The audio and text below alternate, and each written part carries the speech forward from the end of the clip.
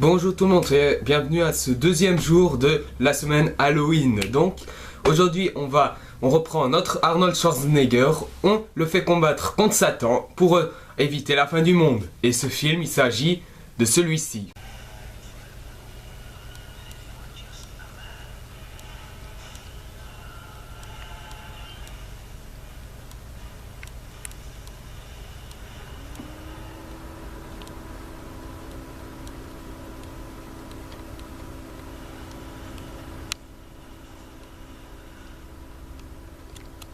End of Days, ou en version française La fin des temps, sorti en 1999 et réalisé par Peter Yams.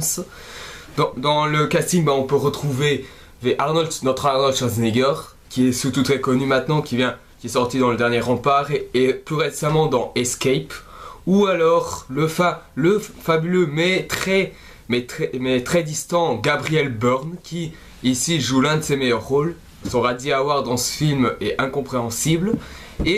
Et sans oublier aussi Robin Tunney et d'autres acteurs que je ne me souviens plus du nom. Donc voilà, ça c'est le casting. Mais soi-disant, ce film est considéré comme étant le 2012 entre guillemets de l'année 1999. Ce qui est normal parce que à l'époque c'était un autre fan du monde qui s'appelait le bug de l'an 2000. Donc voilà, maintenant allons un peu plus loin dans le sujet. De quoi parle l'histoire? L'histoire en fait c'est que 3 jours avant la fin du monde, Jericho Crane se rend compte que le diable est en ville et il doit protéger une femme qui permettrait à Satan de conquérir le monde et voire même le détruire. Donc voilà, c'est l'histoire bien recherchée en gros, mais bon, d'un côté c'est à peu près normal puisque ce film est principalement basé sur du bourrinage entre Schwarzenegger et le Satan. Rien de plus particulier. Mais quoi qu'il en soit, Arnold Schwarzenegger, avant de faire ce film, il avait déjà fait True Lies, il avait déjà fait Terminator 2, donc en gros que des films qui ont été un énorme succès. Mais voilà, je veux dire mais voilà, d'un côté, Schwarzenegger a quand même essayé de faire autre chose, je veux dire, Un flic à la maternelle, Nail ou La course aux jeux, etc. Pour moi, les comédies qu'il a fait, bon, les deux que j'ai vus, c'est La course aux jouets et Un flic à la maternelle. Les autres, comme Junior ou encore Twins, j'ai pas encore vu. Et sinon voilà, Schwarzenegger c'est un peu quelqu'un qui essaye de varier un peu les genres. Enfin, c'est comme Stallone, mais sauf que Stallone a eu moins de chance dans la comédie. Alors commençons. Niveau réalisation, le film est vraiment pas terrible, quoi. Je veux dire, moi j'étais avec mon père quand j'ai vu le film, et mon père m'a bien dit que autant d'histoires, bon, ça peut plus ou moins aller, c'est divertissant, mais la mise en scène en elle-même, on dirait un film des années 60. C'est vrai quand même quand on y regarde, certains films des années 60 étaient beaucoup mieux, mais bon, soit. Niveau effets spéciaux, franchement, c'est pas non plus terrible non plus. Enfin, après oui, certains maquillages, ça peut aller. Par contre les effets spéciaux, enfin les effets visuels, dans ce film, on peut voir un mec se briser en morceaux.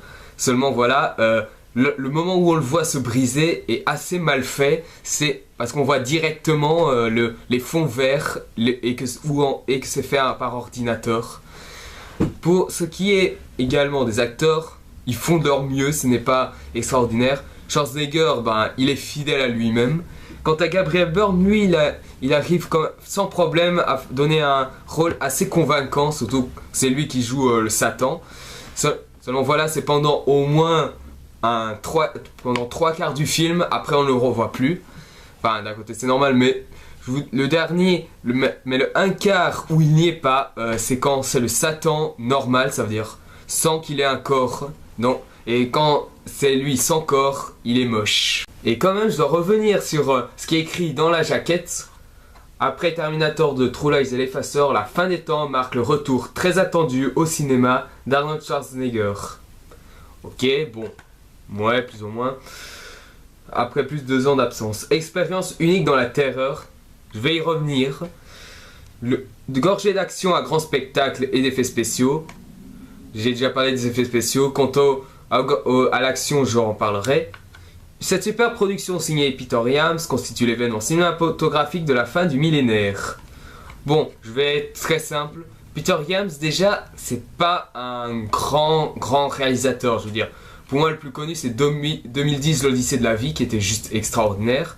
Ou encore un autre film, je sais pas, c'est Airplane One, ou enfin quelque chose de ce genre. Mais sinon, voilà, c'est pas non plus un grand réalisateur. Pour ce qui est une expérience unique dans la terreur, le film ne fait pas peur. En soi, il ne fait pas peur. Il peut te dégoûter un petit peu, mais en soi, il ne te fait pas peur. Ils essaient de te mettre une ambiance comme ça, mais voilà, je veux dire, ça ne marche pas, désolé. Les jumpscares sont... Les jumpscares, enfin, si c'est des jumpscares, ils sont minables. Et en plus de ça, tu ne ressens rien. Et le pire, en plus, c'est que les personnages ne sont pas développés. Mais ça encore, j'y reviendrai. À part le fait du gorgé d'action et plein d'effets spéciaux, ben, oui, il y a beaucoup d'effets spéciaux. Niveau action, ben, il n'y en a pas beaucoup. Bon, ils essayent de faire un minimum niveau des scènes d'action. Mais voilà, je veux dire, quand ça parle de fin des temps, je pense normalement ça aurait plus dû être un espèce de thriller où il y a peu d'action, où c'est plus centré sur l'enquête, plutôt que sur plutôt bien sûr que sur un film d'action fantastique. Et quand ils disent que c'est l'événement cinématographique de la fin du millénaire, je vais juste être très simple. Le vrai événement millénaire de cette fin de millénaire, c'était 2 films, La Momie et Matrix. Ce ne sont que ces 2-là qui ont été des événements. Quant à ce film, ben, apparemment, j'ai essayé de voir, à mon avis, il a eu un petit succès, mais c'était pas énorme non plus. Et en plus, dans la jaquette, il dit Schwarzenegger contre Lucifer, le plus terrifiant des comptes à rebours a commencé. Ok, ben, je suis d'accord qu'il y a un compte à rebours de 3 jours, mais quand même, Satan, il prend quand même son temps pour essayer de retrouver sa femme. Hein. Je veux dire, il pouvait le trouver lui-même, tout seul, il pouvait trouver des informations. Et l'autre, tout ce qu'il a à faire, c'est de contrôler des gens pour faire le boulot à sa place. Et en plus, on le voit que Lucifer, il peut se téléporter, donc il aurait pu venir la chercher, sa femme. Mais non, il préfère envoyer des boulets à sa place. Je suis d'accord que Satan, c'est quelqu'un de charismatique, il a beaucoup d'alliés, mais quand même, il aurait pu faire ça lui-même, au lieu de prendre des disciples. Mais bon, après ça, il y a quand même la rencontre Schwarzenegger-Gabriel Byrne est juste glaçante. Je veux dire, c'est Jericho Crane contre Satan. J'ai un truc que je comprends pas. On essaie de nous faire croire que Jericho Crane, c'est un peu la représentation symbolique du Christ. Donc c'est celui qui, normalement, c'est celui qui a souffert pendant toute une vie pour pouvoir... et que c'est celui-là qui peut vaincre le diable. Seulement voilà, on a très peu de choses dans la souffrance du personnage. Tout ce qu'on a, c'est que il est alcoolique, drogué, et en plus de ça, il a perdu sa famille. Enfin, sa femme et son enfant. Juste ça. Alors qu'on aurait pu, par exemple, parler sur son enfance, que son enfance a été difficile, qu'à l'adolescence il est devenu incontrôlable, etc., qu'il a dû se contrôler, etc. Voilà, ça aurait pu renforcer le statut du personnage de Jericho Crane. Seulement voilà, on n'a que 3 éléments, on n'a que l'alcool, la drogue et la mort de sa famille, point. Alors que Jésus, voilà, dans la Bible, bon, je vous le dis, je suis pas trop croyant, il montre dans la Bible que Jésus, il a souffert quelque chose de très physique. Je veux dire, il a été trahi, il a été hué, il s'est fait moquer, il a dû porter une croix, il s'est fait crucifier, il a souffert pendant un certain temps presque sans manger, sans boire, avant de soi-disant mourir. Voilà, il est mort en martyr comme ça. Mais seulement voilà, le martyr de Jericho Crane, c'est trop flou, quoi. Je veux dire, on a 3 éléments, point, et c'est tout, et on essaie de nous faire croire que c'est lui le mec qui est censé nous sauver, quoi. Je veux dire, le mec qui est censé être le sauveur de l'humanité, celui qui a souffert pendant toute sa vie, et c'est un mec qu'on ne connaît que 3 trucs. Voilà, quoi. Bon, je me suis un peu emporté, mais en soi, niveau scène d'action, on peut dire qu'ils ont quand même essayé de faire un petit effort. Bon, Les explosions, par contre, il y a des moments où ça va, mais d'autres moments où c'est assez moche à regarder. Et je peux vous dire quand même que, de manière générale, le film est assez mal fait, donc voilà. Pour ce qui est du combat Lucifer contre Schwarzenegger, oui, il y a un combat, mais malheureusement, il y a peu, je dis bien peu de scènes où Schwarzenegger et Satan se fight. Il y a un moment, il y a une partie où c'est dans la maison de Crane, enfin, où Jericho combat Satan dans sa maison. Un autre où il le combat dans une cave avec tous ses disciples, et au moment où il allait strangler hors champ sa soi-disant femme. Puis un autre, c'est dans le train qui est super connu. Quand même, c'est un peu l'habitude maintenant de faire des scènes d'action sur des trains. Encore Lone Ranger, ça va, c'est le truc du western. Par contre, après on a eu Wolverine. Après Wolverine, bon ça va, je vais dire, je sais pas s'il y a eu d'autres films où il y avait des scènes d'action sur le train. Enfin oui, Spider-Man 2, mais ça c'était bien avant, mais je peux parler des films d'aujourd'hui. Enfin je sais pas trop si maintenant je sais pas trop maintenant, mais en ce moment on est en train de ressortir les vieilles recettes au lieu d'inventer quelque chose. Et ça franchement, c'est pas extraordinaire non plus. Ah oui, d'accord. En fait, ce que je lisais en ce moment, c'était que pourquoi il voulait la femme en fait.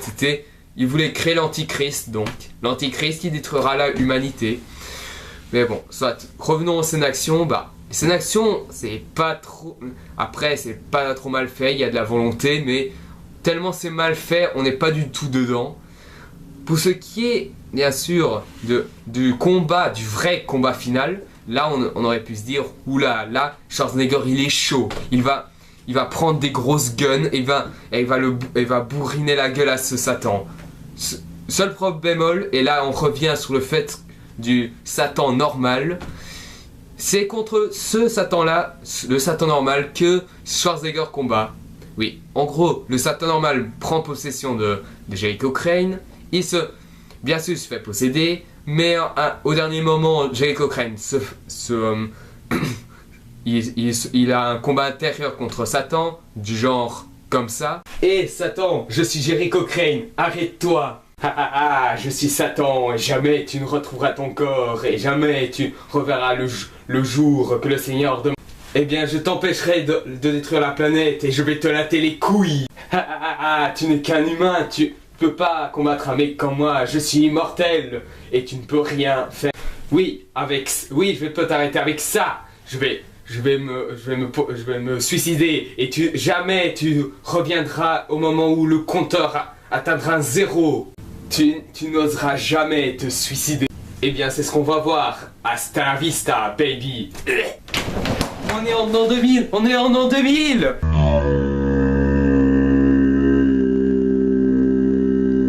Voilà, le combat final, c'est ça. Enfin, moi, ce que j'aurais pu penser, c'était un combat où bien sûr, le Jericho Crane se bat contre le Satan, enfin, Gabriel Byrne. Comme ça aurait été plus intéressant parce que quand on regarde Satan dans le Gabriel Byrne, il a des pouvoirs de ouf, donc quoi, il a une bonne partie de ses autres pouvoirs qu'il aurait pu utiliser sur Schwarzenegger. Ok, il l'utilise contre lui, mais en soi, ça aurait pu être un combat final comme ça, et non un combat final de ce genre, je sais pas, mais je sais pas pourquoi, mais pourquoi quand le personnage principal est possédé, il y a toujours un combat intérieur qui rend la scène assez ridicule, quoi.